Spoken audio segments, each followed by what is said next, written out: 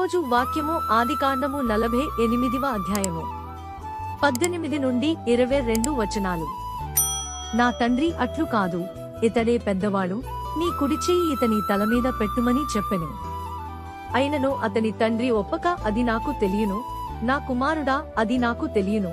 ఇతడును ఒక జన సమూహమై గొప్పవాడగును గాని ఇతని తమ్ముడు ఇతని కంటే గొప్పవాడగును, అతని సంతానము జనముల సమూహమగునని చెప్పెను. ఆ దినమందు అతడు వారిని దీవించి, ఎఫ్రాయిము వలెను మనష్షే వలెను దేవుడు నిన్ను చేయునుగాకని ఇశ్రాయేలీయులు నీ పేరు చెప్పి దీవించెదరనెను.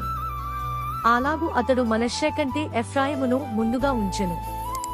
మరియు ఇశ్రాయేలు, ఇదిగో నేను చనిపోవచున్నాను, అయినను దేవుడు మీకు తోడైయుండి నీ పితరుల దేశమునకు మిమ్మును మరల తీసుకుని పోవును. నేను నీ సహోదరుల కంటే నీకు ఒక భాగము ఎక్కువగా ఇచ్చితిని. అది నా కత్తితోనూ నా వింటితోనూ అమోరీయుల చేతిలో నుండి తీసుకొంటినని యోసేపుతో చెప్పెను.